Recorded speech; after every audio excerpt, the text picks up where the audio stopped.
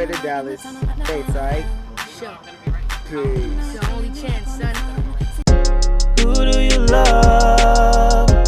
Who do you love? Who do you love? Support them, and show them, Who do you love? Who do you love? Who do you love? Support them, tell them who do you love? Don't forget to subscribe and hit the notification bell. And let me know down below, who do you love? Back in 2006, a young R&B artist made waves in the music industry and was introduced to the world as Mike Little, leading people to believe that he had the potential of becoming the next Michael Jackson. With an impressive falsetto, a fresh sound, and charm for days, Mike Little was on his way for the takeover. But God had other plans. So what has the little MJ been up to? If you're wondering, don't worry, I've got you covered. Let's go. Born March 23rd, 1993, in Inglewood, California, Michael Johnson was a force to be reckoned with. He started singing at the age of 2. Born into a family of talented musicians, it was only a matter of time before his talent really shined. His father, Samuel Jonathan Johnson, was also a singer and was sampled by Jadakiss with his huge hit, We Gon' Make It. His cousins, Charlie Wilson of the Gap Band and the gospel singer Daryl Cooley, would occasionally mentor him and helped him find a musical direction.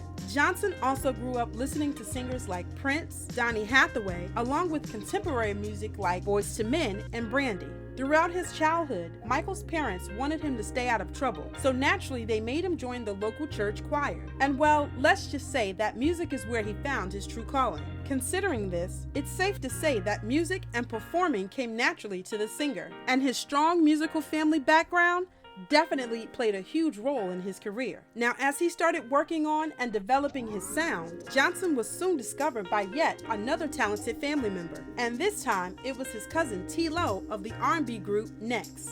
Seeing the young boy's potential, T-Lo knew that he had to do something to help him. So he introduced Michael to Walter Millsap, or Little Walt, as most people know him by, who was a music producer, songwriter, and businessman in the music industry. Having worked with some of the biggest stars in the world, such as Alicia Keys, Mary J. Blige, and Brandy, Michael practically struck gold when Millsap was impressed by his vocal abilities. According to the producer, Johnson's falsetto was shockingly similar to what Michael Jackson sounded like back in his childhood when he was performing with the Jackson 5. This inspired the producer to change Johnson's name to Little Mike, and the name eventually evolved into Mike Little. Mike then worked on a 10-song demo with the producer, and Millsap was in charge of writing, producing most of the young singer's tracks, which were then presented to the record label Def Jam, which was headed by L.A. Reid and Jay-Z at the time. Hearing the young singer's impressive voice, Reid and Jay-Z wanted to see it all in person, and so they hopped on a plane to watch the magic happen. After seeing him perform, they offered him a contract on the spot, which was a pretty big thing considering the fact that Mike Little was barely a teenager then, making him the youngest singer to ever sign to Def Jam in 2005. He was also managed by Matthew Knowles. However, at this point, Def Jam was really trying to sell the whole next Michael Jackson angle with the emerging artist, who was just trying to find his own voice. And while all of this was pretty flattering and even motivating in the beginning, according to Mike, it got overwhelming super fast. While the singer initially thought it was an honor to be compared to the greatest performer of all time, he thought that the entire Mike Little character that was created for him was an outright lie, forcing him to be someone he just wasn't. And because he was so young at the time, he didn't really know what to do or how to voice his concerns. However, he still pushed on and even covered Michael Jackson's Never Can Say Goodbye. Never can say goodbye. No. Never can say.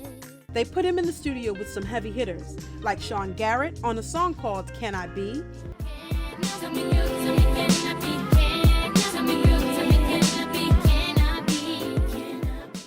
Also working alongside Stargate, producing songs like Don't Stop.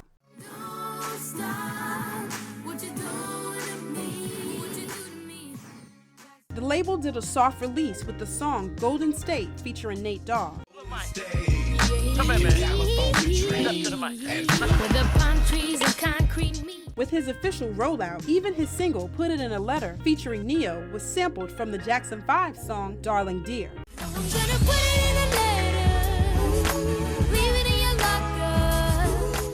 The video premiered on 106 in Park, and the song hit Billboard at number 91, charting for 2 weeks.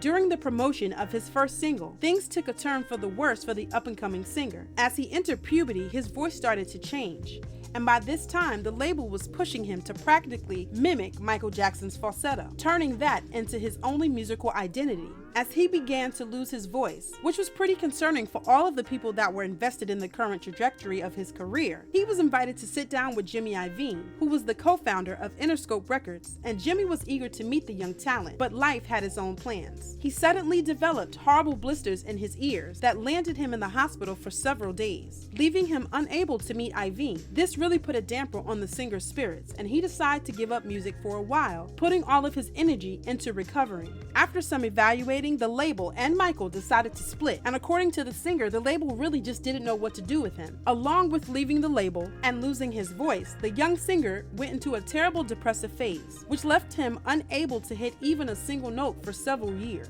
The singer decided to move to Baltimore, and this is where he got himself involved in some pretty dangerous gang activity. But thankfully, he realized soon enough that he wasn't meant for the streets, and his true love lies in music. So he picked himself up once again and started practicing music. Slowly, his vocal cords opened up, which could only be described as a miracle from God. So with some reflection and prayer, Mike decided to get back into the studio.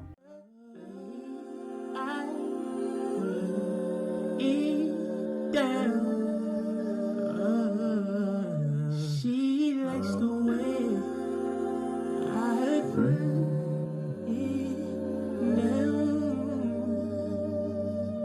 She likes the way.